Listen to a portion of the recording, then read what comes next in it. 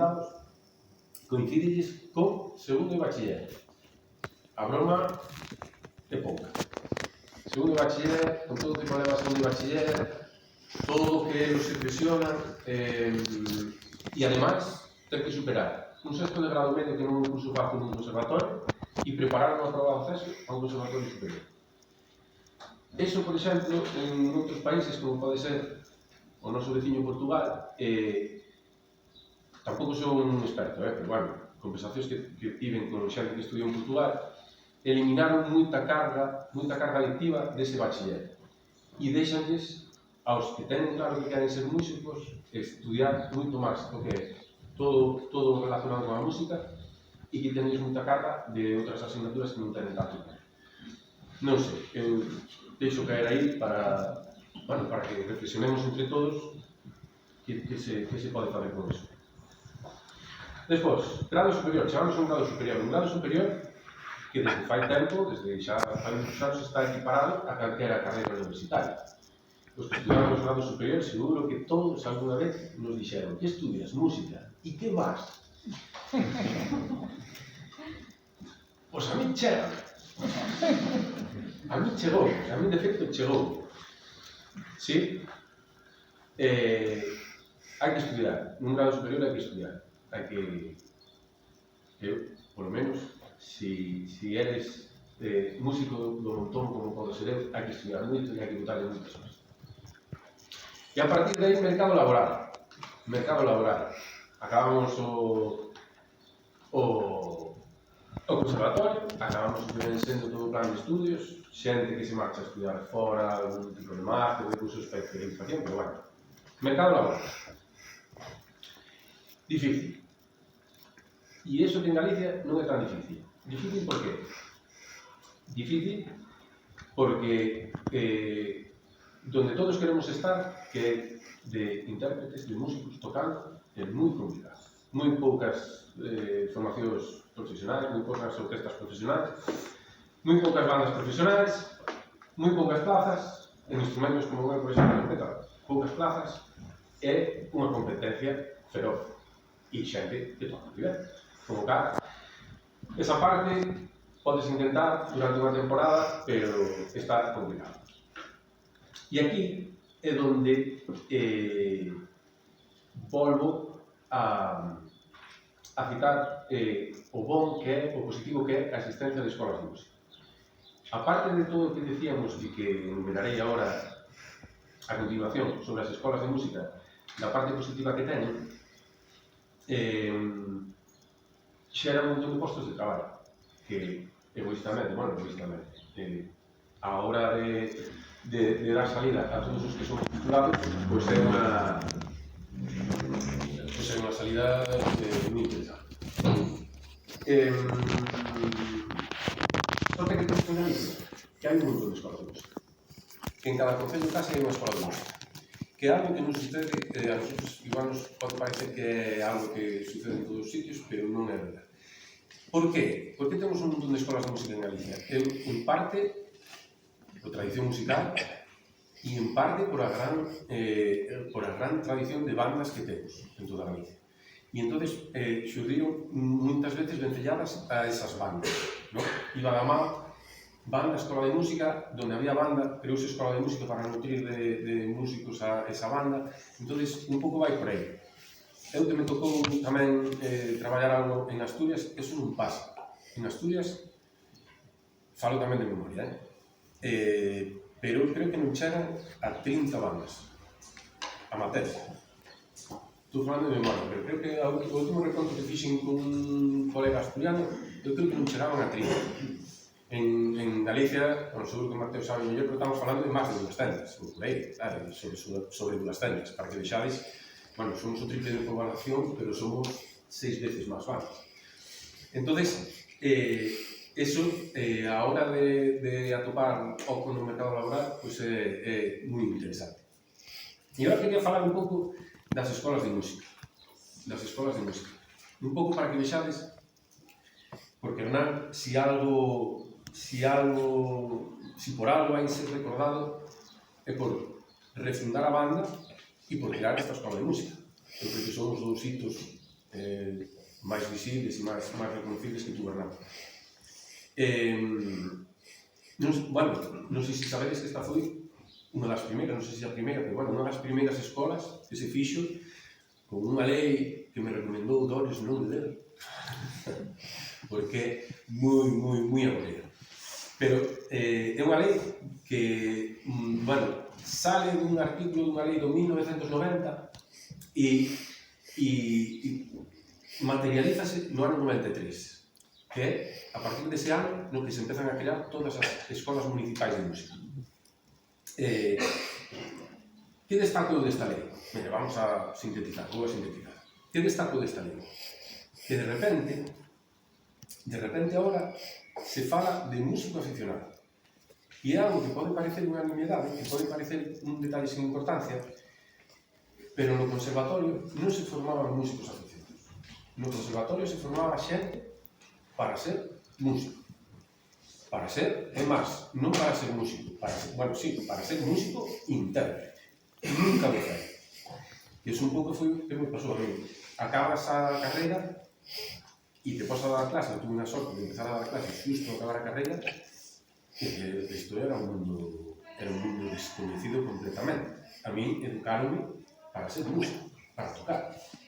E o que facía en clase era tocar. A mí costábame moito, bueno, como falar tampouco me costa moito, pero costábame moito un pouco transmitir aquilo que sabía, porque nadie me enseñara a transmitir a mí.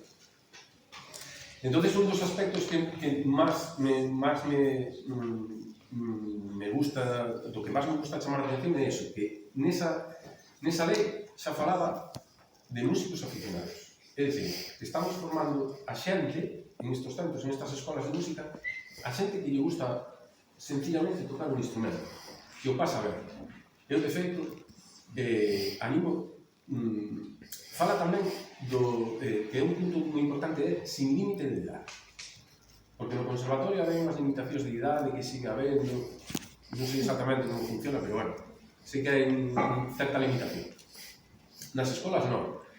Eu, no meu caso, de tantos alumnos que teño, 12 están xubilados. Que é unha maravilla. E a xente dicime, pero, non, iso é unha maravilla. A xente que, cando se xubila, e ten ese aquel dentro de decir, pois a mí me apetecíame estudiar música, apetecíame saber tocar un instrumento. A aparición das escolas de música conseguir que iso fora posible e accesible. Además de posible, accesible.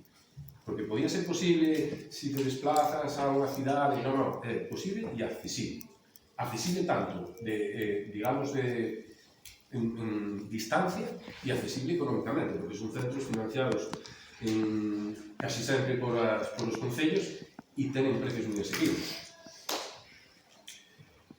As cifras, que tampouco me gusta moito dar cifras en este tipo de charlas que son aburridas, pero para que vexades un pouco a importancia das escolas de música, no curso 2019-2020, que foi o último que pude conseguir cifras, había 327.750 personas matriculadas en ensinanzas artísticas, según o Ministerio, de toda España. ¿No?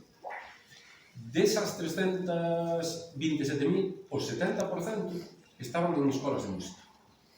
O cal, en 30 anos, conseguir que o 70% da xente que se acerca ao mundo da música, digamos, querendo ir un pouco máis aló, está en escolas de música. Con iso quero, que vexades a importancia que ten un centro como este. Un centro como este, cuya paternidade, digamos, foi a primeira consulta que foi de nada. E vou pasar agora xa ao tema máis local, digamos, non? Non sei como o tema. Regular, non? Poño a falar? Vale, acabo agora.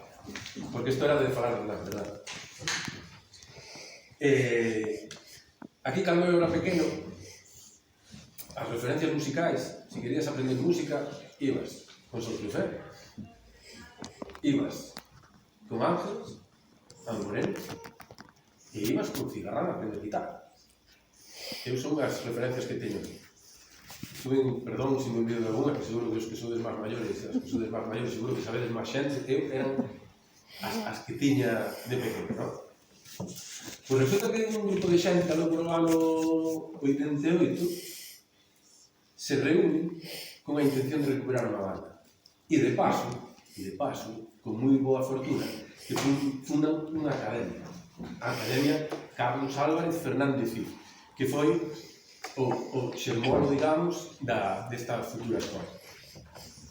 Eu daquela, no ano 88, tiña 7 anos, con o cal pouco vos podo contar de todo aquel proceso. Seguro que se lle preguntades a Evaristo, a Antonio, toda esta xente que estuvo metida no proceso, e seguro que vos pode contar máis detalles, e seguro que está todo escrito, porque tenen esa boa costumbre de escribirlo todo e de gravarlo todo ben escrito. De que me acordo de toda esa época? Que quizás pode ser un pouco o máis así chocante. Pois eu acordome de un montón de xente aquí de todo tipo de condición, máis novos, máis maiores, que se dedicaban a de todo. Había xente que traballaba na luna, xente que era carteiro, xente que era profesor, xente que era camareiro, xente, non sei, de todas as profesións e de todas as edades. Que é algo que tamén me gusta sempre destacar cando falo do mundo da música. Ahora estamos acostumbrados a dividir en bloques, non? Dividimos en bloques por edades, dividimos en bloques por sexos, dividimos en bloques por todo, por afición. Aquí estábamos xente de entre 7 e 70 anos, todos mezclados, sin ningún tipo de problema. Cal era o plan? O plan era montar unha banda en 3 anos. Unha banda en 3 anos. E para iso, quen aparece? Pois aparece Hernán, con a inxente tarea de montar unha banda el solo, como quen dice, en 3 anos. Eu gustaríame que, non por repetido, quitarlle mérito ao asunto. Estamos falando de unha persona trompetista de formación, con algo de formación de piano e composición, se pon a dar flauta, clarinete, saxofón, fagot, oboe, todo, e o peor de todo é que funciona. O peor de todo é que funciona. Sona a fantasía. A mí ahora gustaríame sempre, alguna vez que incluso facer a competencia, gustaríame ver todo aquel proceso con os anos que teño ahora. E ver, ahora que me dedico a isto, e ver como alguén pode meterse aquí nun sitio, nun centro, e empezar a dar a clase de 9 instrumentos distintos, sin volverse todo, a todas horas, con xente de todas as edades, con xente de todas as condicións, con xente de todos os caracteres, e sacarlo adiante. Porque intentarlo podemos intentarlo todos, pero sacarlo adiante. En que desemboca todo iso? Bueno, podíamos contar anécdotas, pero vamos mal de tempo, entonces non... En que desemboca todo iso? Nun concerto de presentación, o 25 de xaneiro do 92, eso os que estábamos ali non se nos vai a esquecer nunca. Nervios, eso, só os que estábamos aí sabemos o que significaba aquilo. Porque son 3 anos preparando. Hoxe en día, poucas cousas se preparan durante 3 anos, poucas. E con aquela ilusión e con aquel compromiso, moi poucas. Un concerto que empeza con a marcha militar de xullo. Así, con a marcha militar de xullo. Que se esperaba? Se esperaba un paso, se esperaba unha alborada, unha abertura así, non sei, non, pero empezamos con xullo. Unha declaración de intencións aí a top. Que máis tocamos? Tocamos, que a mí esa sigue posando os pelos de punta, o coro de peregrinos de Tanjoise, de Baco. Un arreglo moi sencilliño, pero aquela xente, o silencio que éramos, non sei, de público, non sei, calculan que sobre 1000 personas, e o silencio que se fixo con aquela obra, eso non se volve a repetir. Eso, bueno, non sei, ojalá sí, pero dudo bastante. Obras como Catiusca, que tuve a sorte de volver tocar fai pouco, me fixo moita ilusión, foi o meu primeiro solo en público, fixo unha cagada grandísima. Eu boto yo culpa ao friscor, que se me quedaba aí, pero non, sí, pero bueno, todo se aprende, non? E despois obras de repertorio máis clásico como poden ser aí Niños Aires ou Lugo Ferrol, non? Que lembro eu de toda esa época, desde que empezamos ese concerto. Eu lembro tamén a primeira obra que me deu a mí para tocar unha obra de banda, que era Escipión, de Händel, a marcha de Escipión de Händel. Tamén eran cosas como super grandes, pero traídas aquí a casa, como que en dice traíachas a casa. Sí, eso vese, claro, eso vese como tempo, eso daquela non se veía, eso vese despois como tempo. Despois, segundo concerto, onde, se non, en Viveiro, tiña que, digamos que, poñer a bandeira na súa terra natal, cosa que me parece estupendo. Despois, todo está, a partir de todos esos primeiros concertos, está todo máis que contado, non? Moitos concertos, moitos viaxes, moitos concertos con máis glamour, con menos glamour. Tocamos desde nun remolque de tractor no San Ramón, na Devesa, hasta no Campo Amor en Oviedo, no Teatro Colón en Coruña, pasando por todos os posibles auditorios. Más bonitos, menos bonitos, pero bueno, todos interesantes. Pasando calor, frío, mareos no autobús, averías no autobús, e, bueno, esas anécdotas que eu creo que xa todos conocedes. A banda medrando sin parar, hasta chegar a ter 109 músicos, bueno, hai disparidade de opinións, pero 109 músicos no seu momento de maior plantilla. E polo medio un montón de proxectos que tiña Hernán, como foi a Big Bang, como foi a Escola de Música, que crecía ao mismo ritmo que a banda. Eso era complicado. Que a banda crecía, pero a escola tamén. A escola, espero que poñades en valor a escola con todo o que contei do que supón unha escola para un pueblo e vexades a importancia que ten unha figura como Hernán, que según houve a posibilidade de crear unha escola aquí, unha escola ben feita, unha escola seguindo a normativa, fíxoa e aquí sigue. Que o mellor de todo é que aquí sí.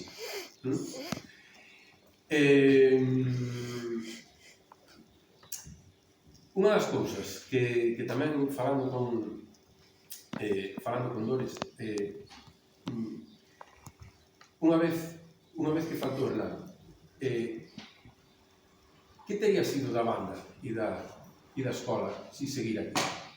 Eu iso pensei inevitablemente un montón de veces. Non sei, seguro que se vos pregunto os que estabades aquí nesa época, cada un ten a súa opinión. Hai días que debe ser que me levanto máis contento e penso que isto sería, vamos a falar así mal, que sería hostia. Que sería unha banda alucinante, que seríamos aí arriba de todo e que a escola sería tamén que estaría a ese nivel. Outras veces tamén penso que quizás non conseguira aguantar ese ritmo, non? Os anos pasan, a xente vamos tamén tranquilizando, tendo menos... Pero bueno, eso é todo ficción, non? Son cosas que me apetecía compartir con vosotros. Non sei, cada un pensará unha cousa, non? Tamén sempre penso que esa inclinación que tiña cada vez maior a vida política que iba a marcar moito o futuro, non? Que iba a ir en contra da banda e que iba a ir en contra da escola. A pesar de que está máis que demostrado e que a capacidade de traballo que tiña está máis que demostrada, penso que eso iba a lastrar moito o futuro. Quen sabe? Ficción, non? Unha ficción. Unha triste ficción, ao final, pero bueno, unha ficción. E por último, casi por último, xa acabo, gustaríame, porque estamos moi acostumbrados en todos estes eventos e sempre que falamos de Hernán, a destacar todas as cousas positivas, non?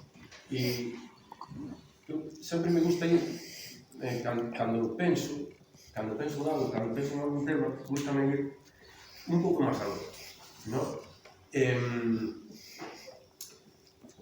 E gústame pensar tamén no que